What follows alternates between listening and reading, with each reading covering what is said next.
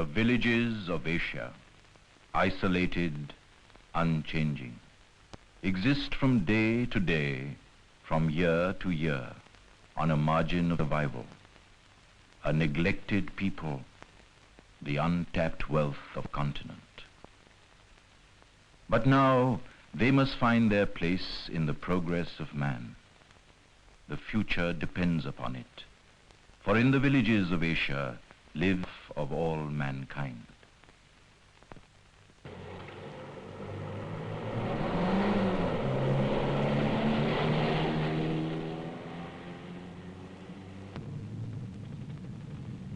My name is Aung Su. This is my country, Cambodia. I have traveled this road for 3 years now. The story I have to tell is simple. An isolated village, a cluster of huts, a group of farmers, poor but proud, and I among them trying to scratch away the apathy of centuries. As always, I am worried about the water my people use, unclean water from the streams and ponds. It brings sickness, and the death flags often fly over saddened homes. I speak of the dangers and try to persuade them to dig a well which will give them safe water. Everyone drinks the water, they say, and everyone doesn't die. What then? There is an answer, but how difficult to put it across. I go on trying. Perhaps I'm too anxious to change things quickly. It is tempting to give up, for no one seems to listen.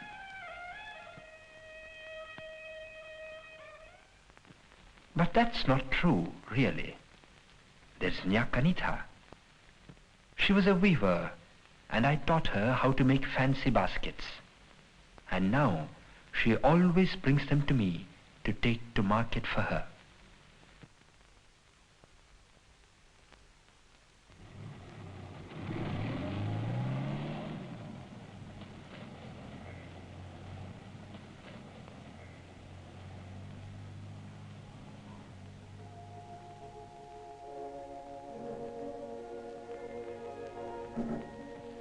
Back at the center, another day gone and little headway.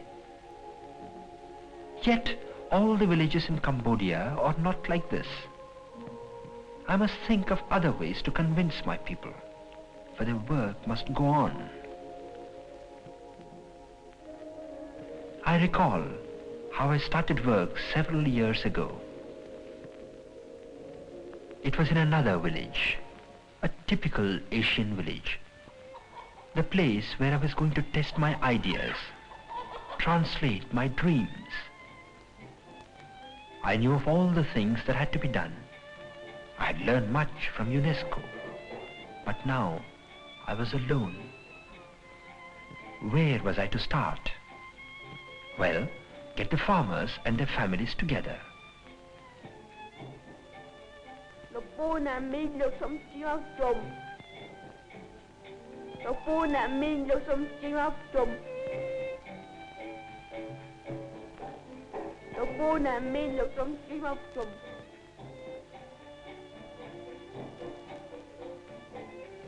And while they were preparing to meet the stranger with a bicycle, the question kept repeating, where do I start?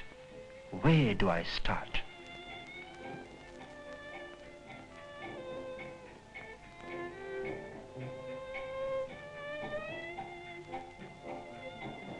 There they were, my first students, interested in anything that could help them better their lives, but naturally suspicious of the outsider. I could only give them some ideas. The rest would depend on them. I began to talk of the things I had learned, how I wanted to help them make a clean, healthy village. Slowly, step by step, I won their confidence. And with help from UNESCO, we went on to many successes.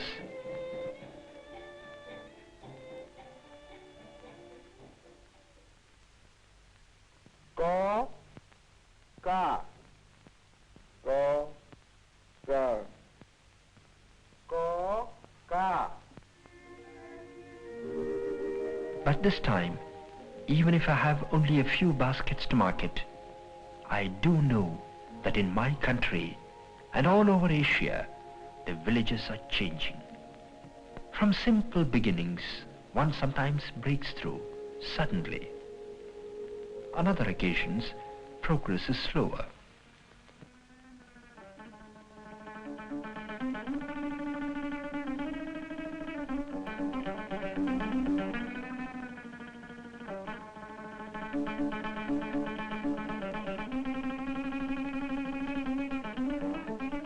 This business of basket selling is part of the bigger effort, and it is important. Our villagers provide the shops with a good stock of fancy baskets, which find their way to many parts of the world. And this puts ready cash into our hands, cash that eases the strains of everyday life and lets us purchase materials to do other things.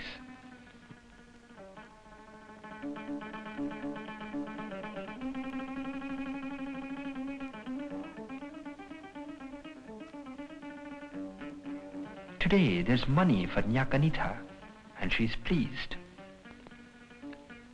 My moods she cannot understand. You want things to happen too quickly, she says. Look at the village now. See the changes taking place.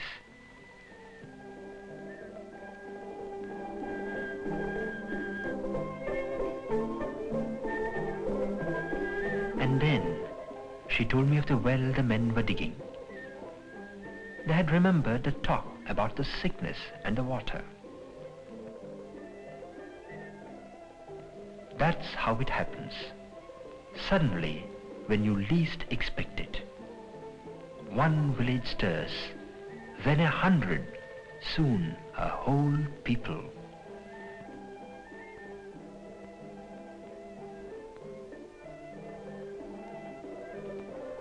The efforts of men like Aung Suu in Cambodia and elsewhere in Asia cut a path to the future for millions of farmers and their families. They are dedicated workers, devoting their lives fully and completely to the advance of their nation. Their only reward is the goodwill they leave behind.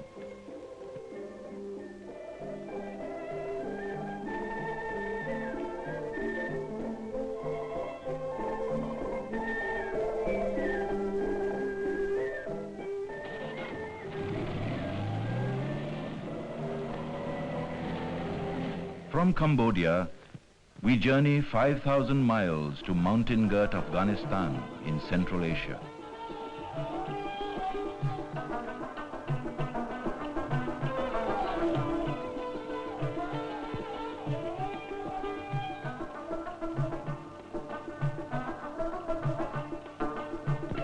In this land live a hospitable and handsome people. Being on the crossroads of Central Asia, the Afghans had to brave many onslaughts on their land. But with their dauntless courage and indomitable energy, they have preserved their independence. Here, in this ancient land, we can see the start of a new and fuller life.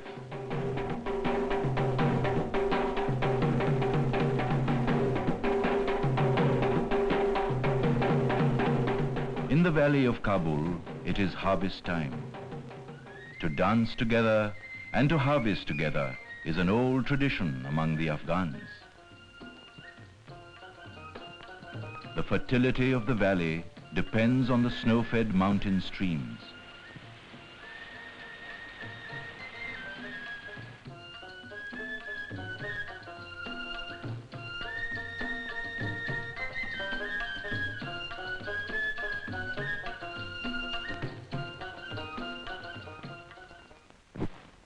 Because the water is so precious, it must be used with care and imagination.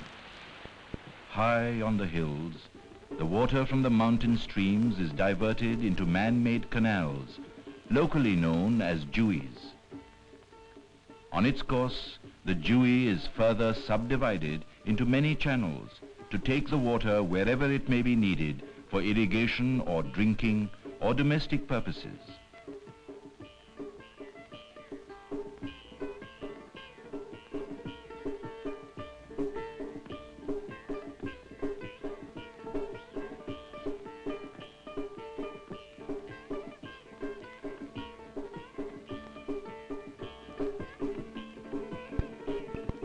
The jewies are everywhere.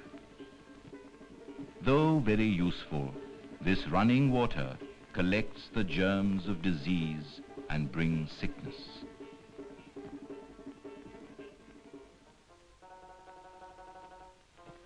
The health of the Kabul Valley is also threatened by the open insanitary latrines. These breed flies, disease carriers which infect the food. Sanitation, which would introduce a protected water supply, and sanitary latrines in the valley is a vast undertaking. The people of many villages must get together and work together to safeguard the health of the whole valley. An organization was established to spark this collective effort. Afghan rural workers, together with specialists from the United Nations and its various agencies, began to thresh out the details of a community development program, the first to be attempted in this country. Sanitation would receive top priority. Under the guidance of UN specialists and their counterpart Afghan officers, the program has caught on. Protected wells, which reach down to the underground sources of pure water, were rare in these parts. Now they are being dug every day.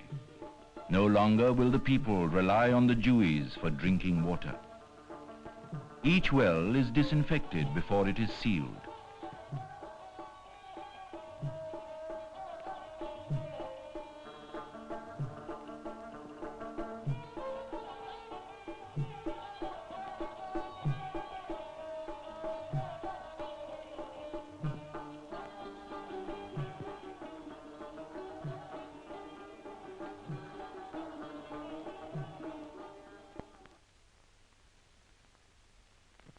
All is ready for the inauguration of the pump, a ceremony that is now a common sight all over the valley.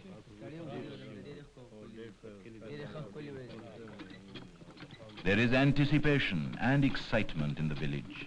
Now they will have a perennial supply of fresh, protected water.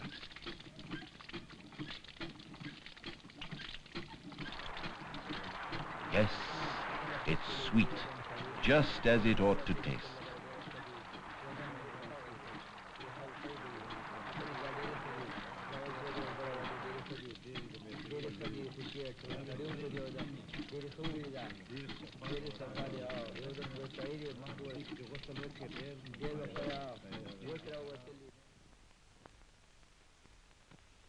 As it is a people's program, all decisions are taken by the Village Development Council.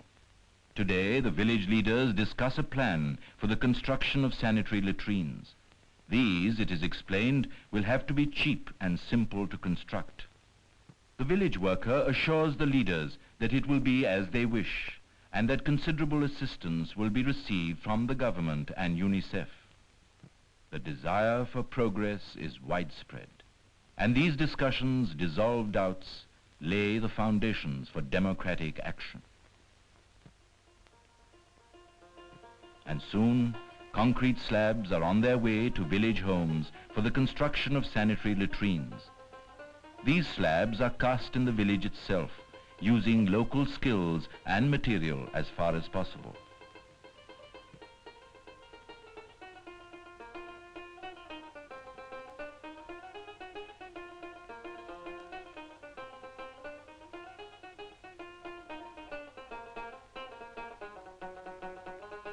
The disposal shaft is carefully sealed. The flies can breed no more, and the village is now safer than before.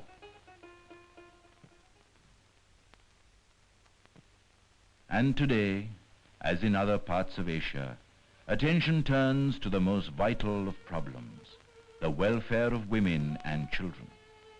It is an ambitious program dependent on the dedicated work of women like Magul Jan, Afghanistan's first public health nurse. She is doing her round of village homes to persuade the women to make use of the health services. The little girl says, "There comes my mother."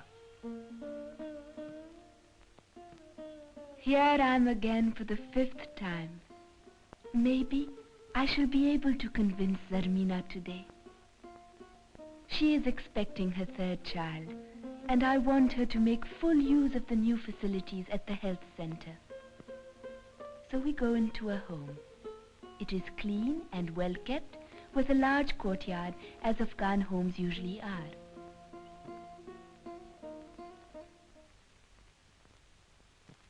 I inquire whether she has made up her mind about registering at the health center.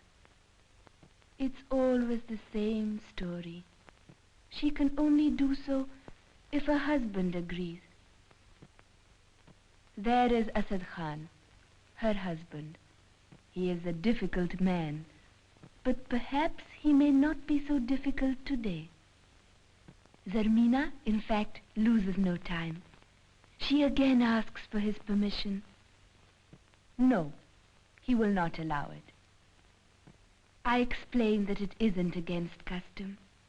The health center offers many benefits, and a mother would be failing in her duty if she refused them. All right. Go and see the arrangements. Then decide. This means a lot, for Asad Khan is an influential man, and his example may encourage others to follow.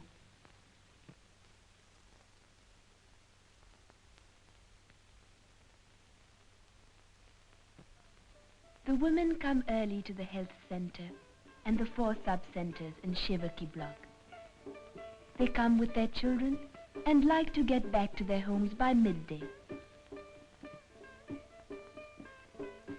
There's a big turnout every day, fair weather or foul. Zarmina had come as promised, with Zarguna, her daughter. I was waiting for them. Zarguna was excited. She wanted to know what was going on and if she could join the fun. And off she went. We maintain a kindergarten class at the health center so that mothers can leave their older children there.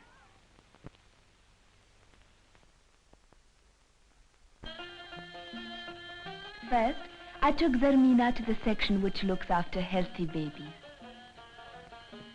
Mothers bring their babies once every month for a thorough checkup.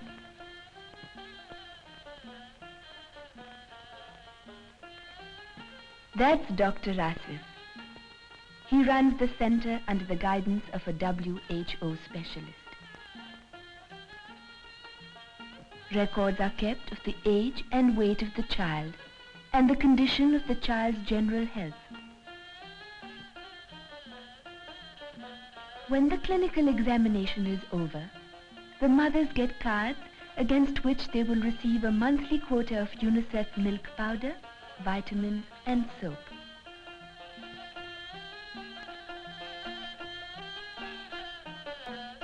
All babies registered at our center are protected against smallpox and other preventable diseases.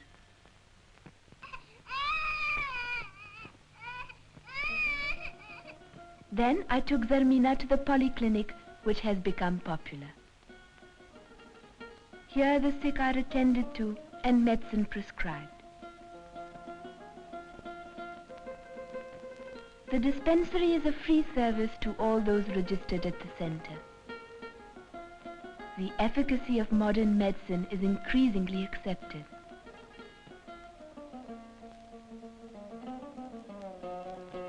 A class for mothers was in progress when I arrived with Zarmina.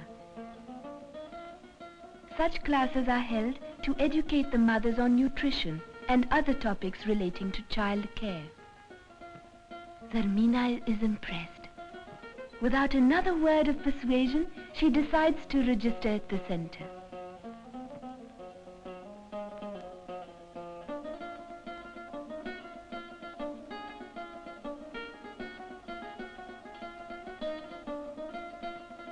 At the antenatal clinic, I introduced Zarmina to the doctor and the auxiliary midwife nurse, Sidika Jan. She lives in the village itself and will be available whenever required. Sidika loses no time. She can't afford to. She has to work very hard. For the first time, our girls are doing work which women in our country never did.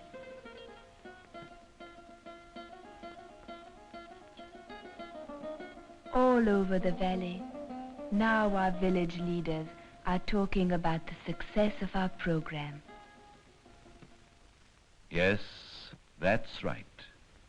Community development, being essentially a people's program, it told that for its success, the representatives of the people are actively and continuously involved in its different phases: planning, execution, and evaluation. Today, the project officer reviews the progress in several fields. In the field of girls' education, a beginning was made 6 years ago with a dozen students in a single school. This year, the enrollment in the first standard of the same school is 50. The traditional talents of women are also being developed at welfare centers, work that will earn them money for new needs, new activities, and make better housewives of them.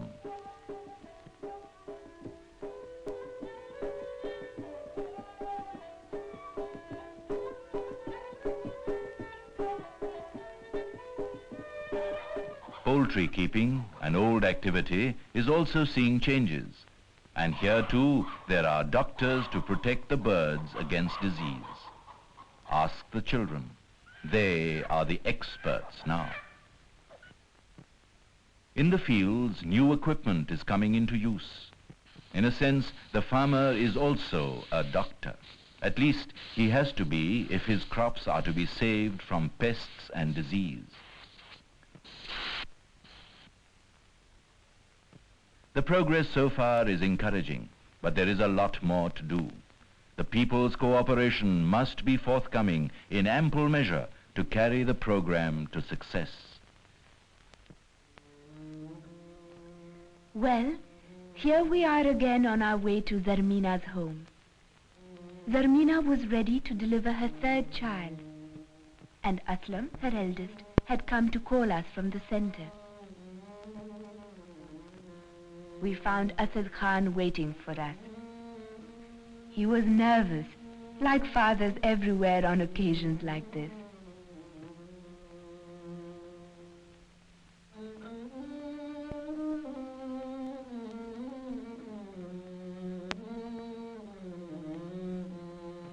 He sent a silent prayer to heaven. May God grant me a son. We found Zarmina in good hands, and we lost no time in making the necessary preparations.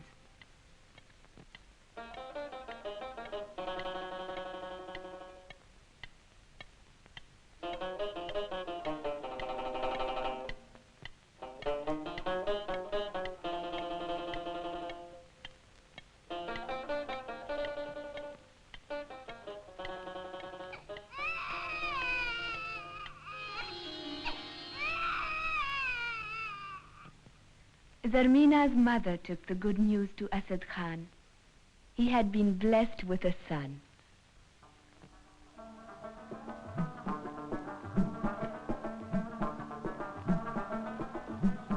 This is daily routine, but for me there was a special interest. I had brought Zarmina to the center.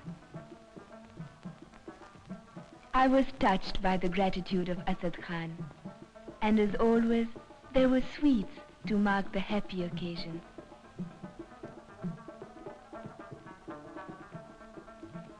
I promised to return to examine the mother and child.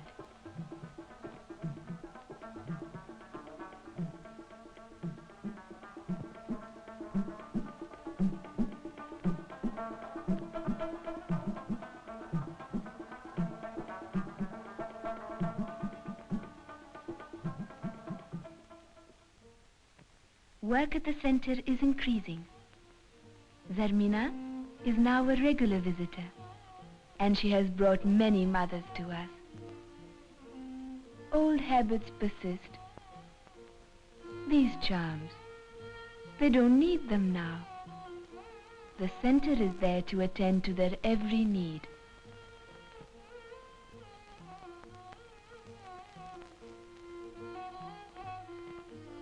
I feel like a grandmother. These are all my children, in a sense, and they will grow up healthier and stronger than ever before. Zarmina is ever grateful. Her daughter Zarguna, she says, will be a nurse like me. And I accept this as the most natural thing in the world. That's what 5 years have done.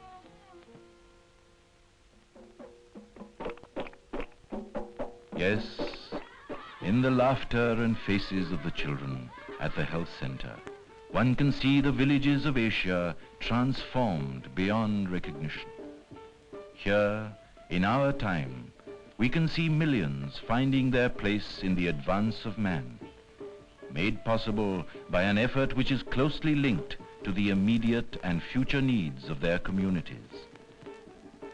For example, let us move on to India.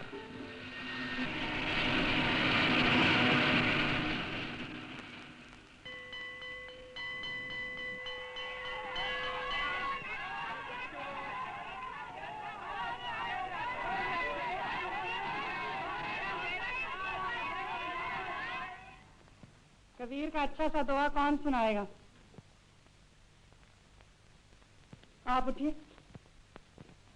At this modern village school in India, the children are learning not only to read and write, but also exploring a whole new world of tools and gadgets, acquiring knowledge and skill which will prepare them for the task ahead.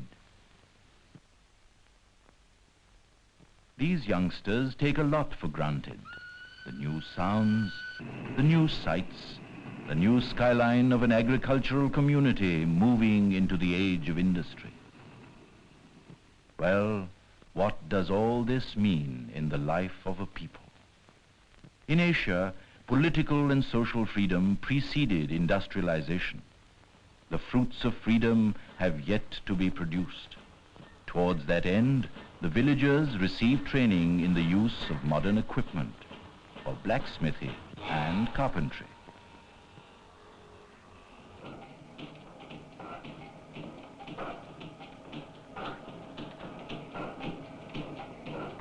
These new skills are making their impact on everyday life in the village. The power-driven saw is already a common sight in the villages of the Punjab.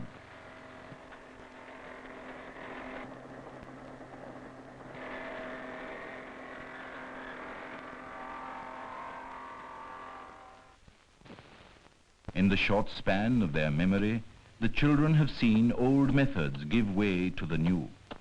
The traditional hand chopper has been replaced by the circular chopper, driven either by hand or animal power.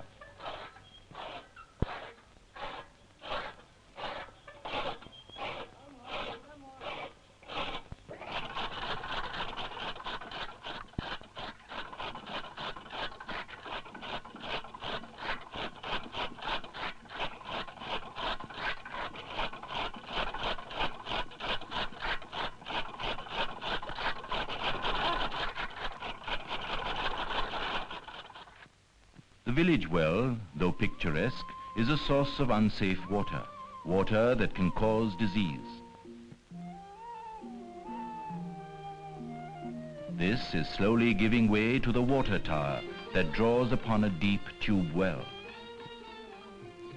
New sights emerge as the women collect at the tap for their supply of drinking water.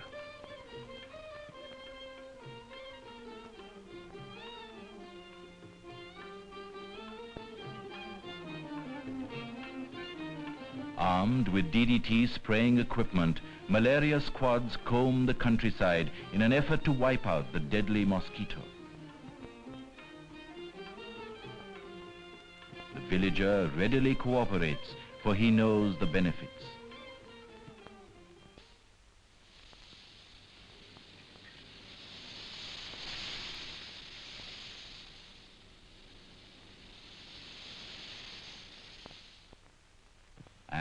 much more is on the way.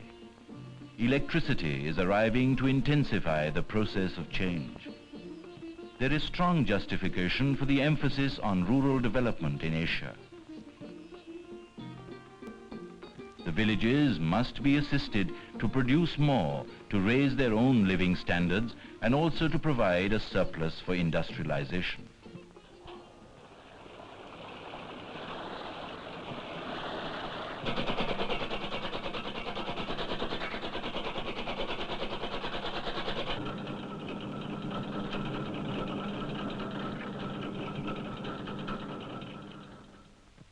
Over recent years, at meetings all over the country, community development has become the theme of all activity. Every asset of the land and the people must be used to the best advantage to create and multiply wealth. It is a people's program in which government can help, but only when the mind of the people is made up to work for the goal which freedom places within their reach. The wealth of India and countries similarly situated is in the land and in the strength of the arms and backs of its villagers.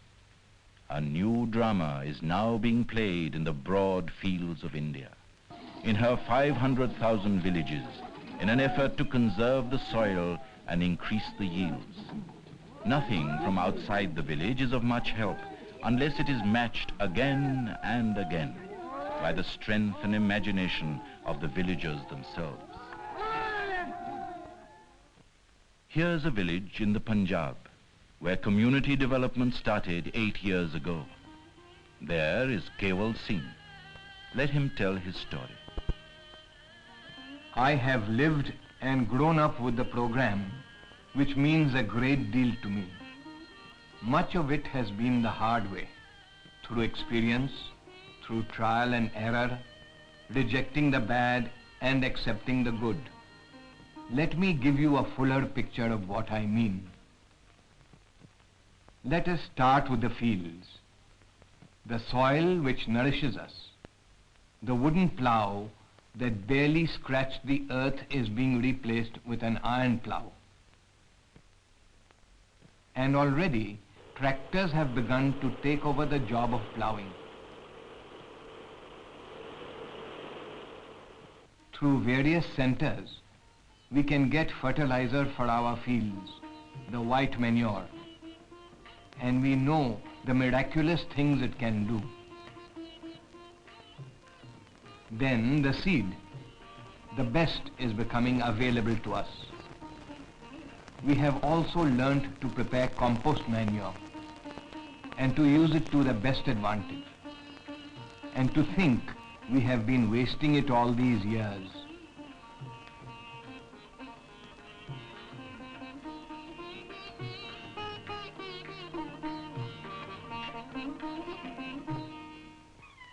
The old, tiresome method of irrigation is becoming obsolete in the Punjab. We have tried many new methods and have adopted the Persian wheel, the tube well or the canal.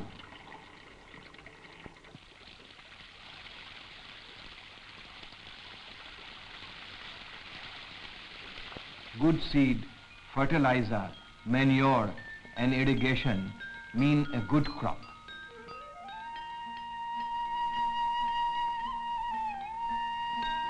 On my 3-acre plot, I am now able to raise enough for my family and have something to spare. Food production in India has gone up by some 20 million tons during the past 5 years. And we in the Punjab are proud of our contribution. Better farming methods have made new and additional crops possible.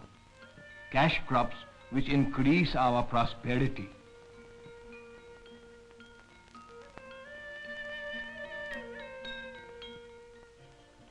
Our grain markets are now doing more business than before. Now that we have food to sell, cooperative marketing societies have been set up to get rid of the middlemen. We didn't realize how much we were losing in the old days. Money there is much more of it in circulation. Take a trip to one of our bazaars and you will see what I mean. Cloth of all description from the textile mills, a variety of patterns to choose from. Pots and pans, metalware. That's Bihari, makes wonderful sandals, shoes too. Having a shave, just as if he were in town. And sweets for the sweetest tooth. But we don't spend all the money we make. We also invest it. And here is something we are really proud of, a ribbon factory. 27 of us pooled our savings to set it up. Government advanced part of the cost. The machines were made in the village by technicians trained at a nearby center.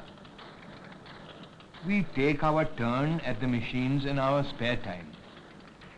Our output is 125 rupees worth of ribbon each day. Not bad, for after paying installments on the loan, we still have a good profit.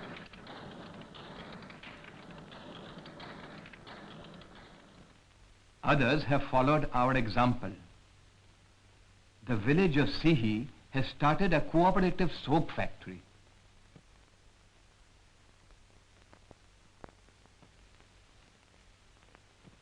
And the villagers of Ajronda soon got a brick kiln going on a cooperative basis.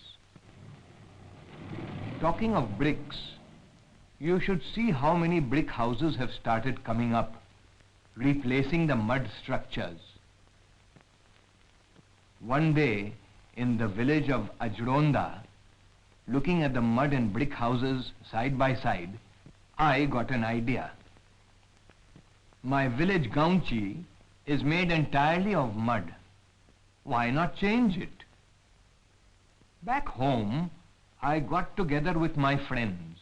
I told them that we should do better than Ajronda. Let us plan a new village made of brick, properly laid out. I knew that if we were prepared to build it ourselves on a cooperative basis, government would advance about 2/3 of the cost on loan. Thus, even the poorest amongst us could have a new house and pay for it in easy installments. Everyone liked the idea, and one day, Operation New Village started.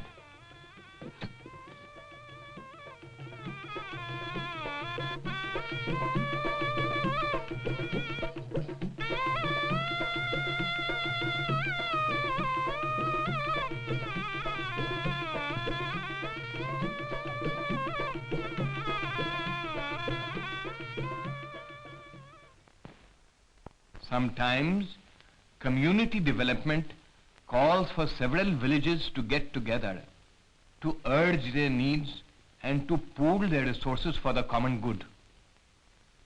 Today, the Block Development Committee, consisting of leaders from several villages, discusses the construction of an all-weather road which would link many villages to the existing road system.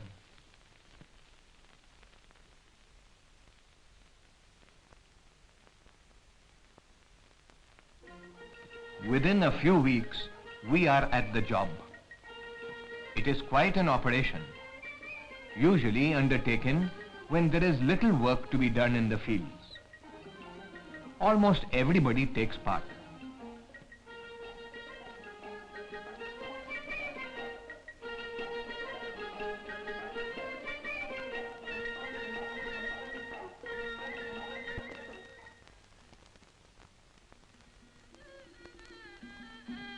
Along the road, the produce of our villages moves.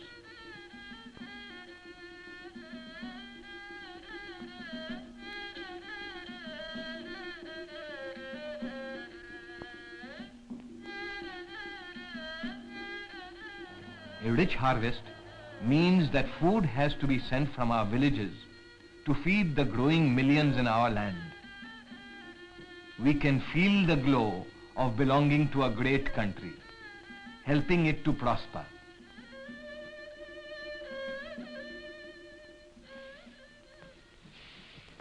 The railway has been part of our life for years, but now it means many things to us. No longer does our surplus merely go to neighboring villages.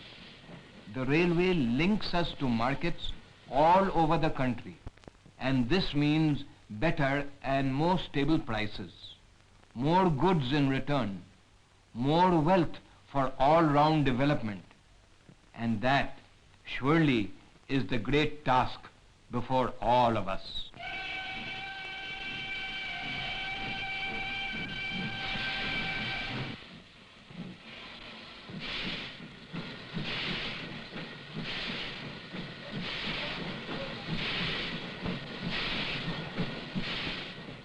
Yes, the villages of Asia are on the move. New forces have been roused from the depths of the countryside. Agriculture over a vast area of the Earth's surface is reviving, providing the surplus for development in the years to come. And this is happening in all the villages of Asia, old and new. Some move cautiously, others boldly, a few dramatically. But the spirit which links them is the same. The spirit of striving, which has nourished us through the centuries and which will in future link together the communities of all men everywhere in their search for well-being.